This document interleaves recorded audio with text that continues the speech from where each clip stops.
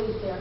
But when you flip it over, it says made in China. And you know, we laugh, but it puts me in despair, because what it tells me is that chefs don't realize what we've given. We've given our men, we've given our women, we've given our money.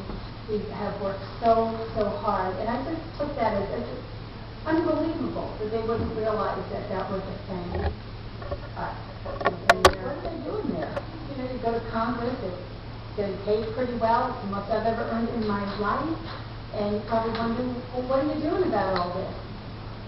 And I have to tell you that we really are addressing it in a bipartisan manner. You turn on C-SPAN, you see floor action, and they look like they're going at it tooth and nail. But the reality is that the work is done in committee.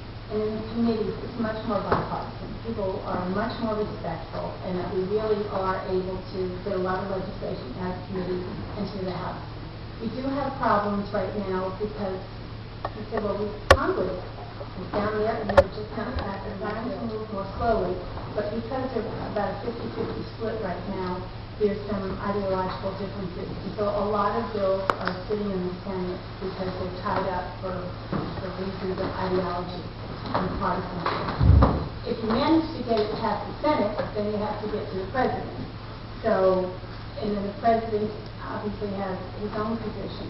But the way I describe this is the President is driving the car. Congress are passengers. And we can pull the wheel to the left and we can pull the wheel to the right. We can step on the gas and we can brake. But really, the President is the one who decides where we're going in foreign policy and who makes these decisions there. And so while it's difficult to look by and say, well, you know, there's 535 of you, you have to realize that we still have to, and I'm not apologizing for Congress. What I'm trying to say is that it's harder than it looks. People say, well, you know, what's it like down there? And it's almost like having Thanksgiving dinner with your dysfunctional family every day. Okay. So our job is, first of all, I have pledged to try to raise the tone of civility.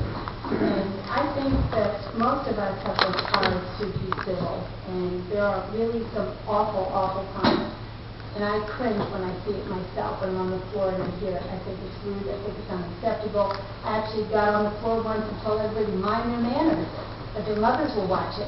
And you can activate a movie theater to do that. And we have fixed other things. We've raised the gas mileage requiring automobiles for the first time in 32 years to give us better gas mileage.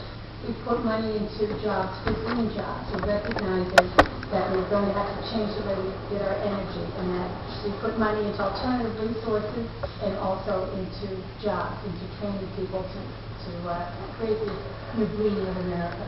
So there's been a lot of changes, but honestly, you know, the one that is in the Senate. But the oil industry is not happy. And Shell, the head of Shell said, and I'm going to quote, the oil industry is struggling. I'm going to stop laughing. We struggle for access where we can have appropriate investments making returns worthwhile.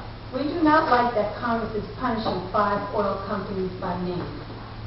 And the reason I read that to you was because Washington is still in the grip of special interests. And you can see that. That, you know, to actually make a statement that oil companies are struggling is just astounded me. And they said that they are being punished for their billions in profits. They told the committee that their companies would be unable to meet future energy demands or collaborate on global warming solutions unless Congress stops punishing them for their billions in profits. So it just shows that, yes, it's a struggle in Congress, and it's a struggle to fight for the middle class there. We win some, we lose a lot, but there is a direction there, and oil companies are feeling it as well as others. So I thought that was an interesting little remark from the oil companies.